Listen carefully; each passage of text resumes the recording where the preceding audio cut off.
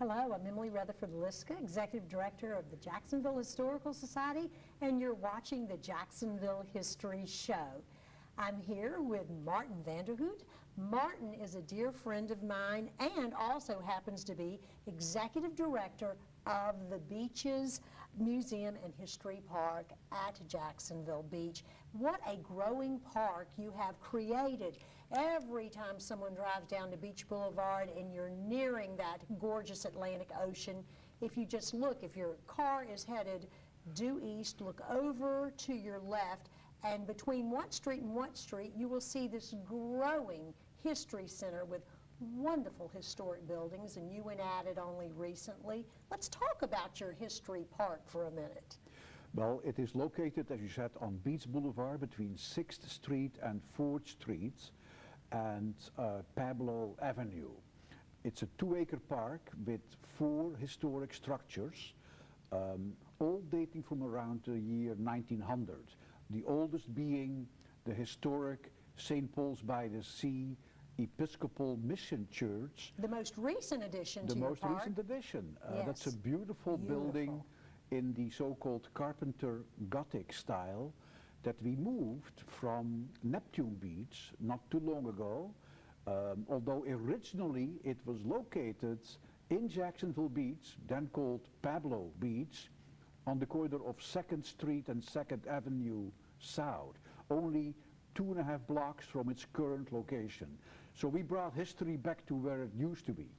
Well, it's a beautiful, beautiful Carpenter Gothic. I had the pleasure of speaking to a group there, and oh, what an extraordinary building. Emily, you were the first speaker to officially, speak in that relocated building. Right now it's becoming very, very well known and popular with brides. I know that. We have lots of weddings there, and it's just a wonderful, intimate, historic setting for wedding ceremonies. It is a gorgeous wedding venue. And then you have this wonderful, I call it a bungalow, I'd be wrong, this cottage-like building that once housed a Flagler employee.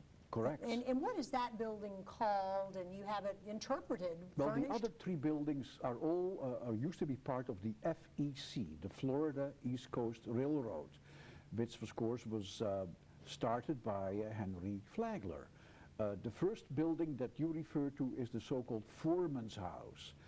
That was also moved to the park, but only 1 block. It used to be 1 block, 1.5 block west from its current location, situated right on the railroad tracks between Jacksonville proper and Jacksonville Beach. Other buildings there are the Mayport Depot. That was the end of the line building in Mayport. And then we have a little, what we call the little post office. Same time, 1900, 1901, which we use occasionally for children's activities and what have you. And one of the real stars in your park would be, of course, the engine, the train engine, and it really brings the people out. That is the icon, as we call it, of our historical society. It's a 1911 steam locomotive built in Pittsburgh, and it was given to us by the city of St. Augustine. This particular train did not run on the beaches, this particular train that we have, but it was part of the Comer and Sons Lumber Company and operated in Pasco County. Now the Comers, of course, have a deep relationship with the city of Jacksonville, so that is very, very rewarding to have the engine there. And quite recently, if I may say this, 5 members of the Comer extended family made a contribution to the restoration of the bell tower of historic St. Paul's by the Sea. Oh. So it comes full circle.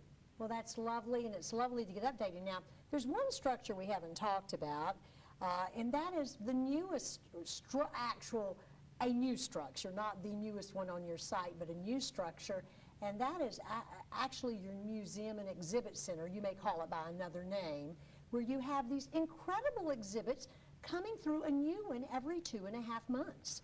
And we're going to talk about the most recent one now. which is very exciting and very different and completely new history to me. So I'm particularly enthralled with this. And it's an exhibit on a man by the name of Bernardo de Galvez. And would you tell us and give us the full exhibit name and talk to me a little bit about this exhibit? This new exhibit, Bernardo de Galvez. Oh, I butchered that, thank you. Spanish hero in the American Revolution, is based on original research. Our archivist, Terrin Rodriguez-Beute, went to great lengths, assisted and helped by many individuals of bringing the materials together and to tell the story. Because people might ask, why pay attention to a Spanish general in the Beaches Museum? What is his role and importance to us? Why should we know more about him if we don't know anything at all? Bernardo de Galvez was very, very significant in aiding the 13 American colonies in their struggle for independence. And we're going to get an image of him up on the screen if we haven't yet. So I'm hoping there's an image that we can show of Bernardo. So you will see this Spanish aristocrat of an old Spanish family coming to the New World. His father, by the way, was the Viceroy of New Mexico, and he became his career as a minor official in that same Spanish bureaucracy. But his role became important when he was the governor of Louisiana. And by engaging the British, who were of course a real threat to these fledgling colonial military powers, he had victories over the British at Baton Rouge in Louisiana, New Orleans, Mobile, Alabama, but also, and most importantly for us, at the Battle of Pensacola. Now tell us about that big battle for Florida and why it was so important, really not so much initially to Florida, but to the fledgling, to the nascent United States, this new country. Well, you know, if we can look at the map that I also brought, that would make that story a little bit easier to understand. The British occupied, and we're talking about the year 1781, the British occupied a large part still of what is now, of course, the United States. And the harbors and ports of Mobile and Pensacola were very important to the British for getting supplies to their troops.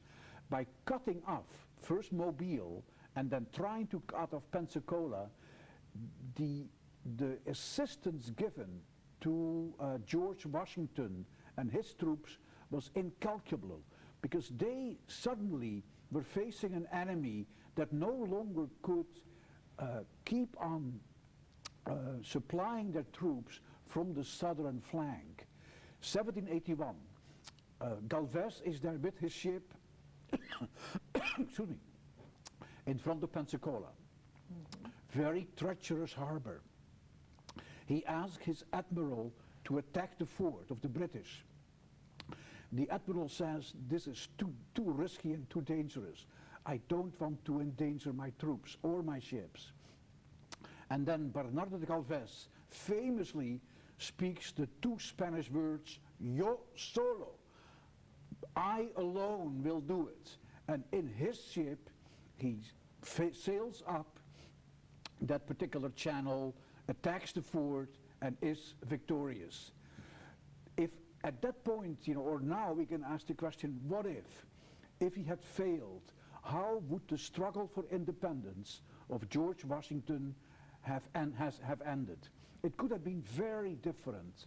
And certainly, through this decisive battle, he was able to reconquer Florida from the British and again make it part of the Spanish crown.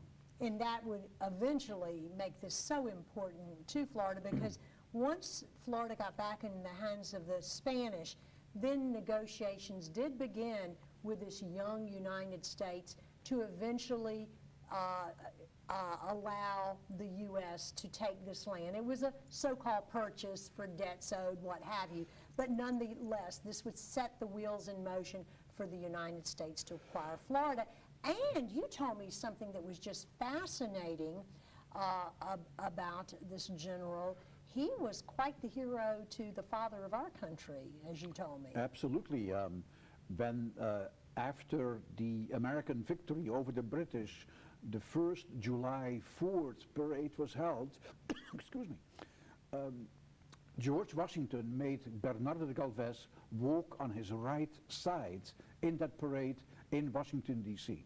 In essence, giving him credit for some of this, the victory in the Revolution. There is a statue in D.C. honoring this Spanish general, but very often Americans in general know more about Lafayette or the German general von Steuben or the Polish Kosciuszko, but nothing about the Spanish general Galvez.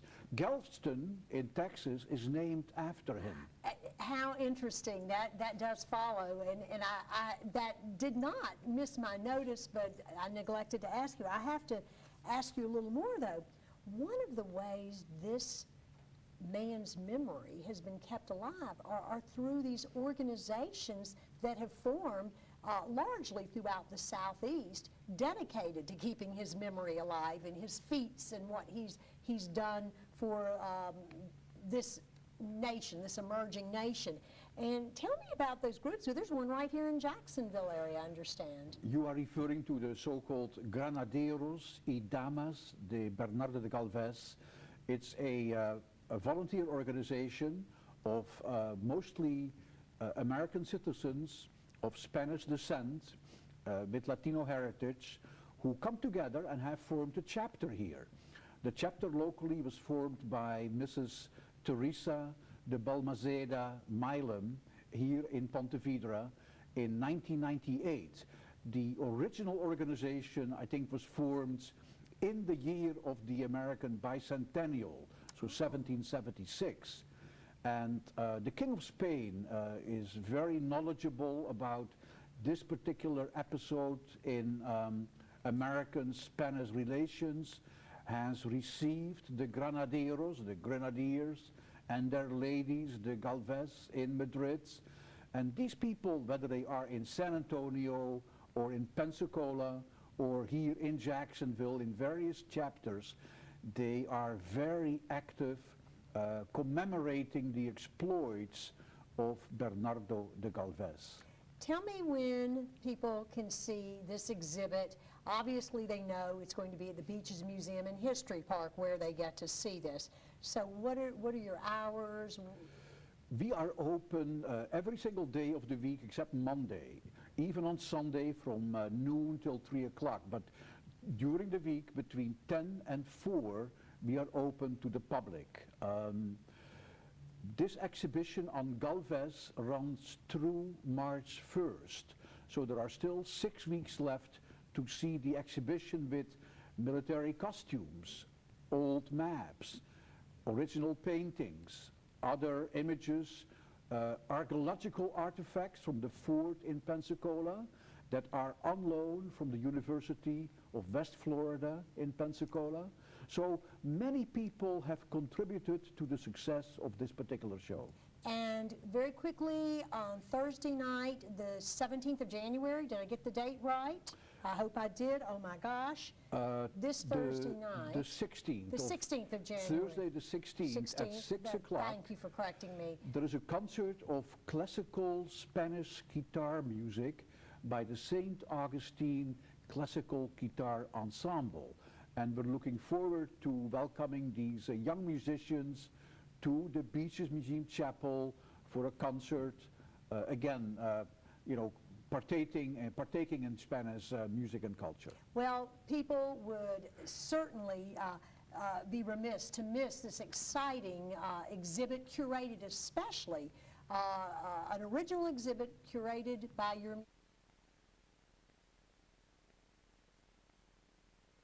And we're going to say goodbye to you. Thank you for being here, Maarten. And if everyone will stay tuned, we'll be back with more of the Jacksonville History Show.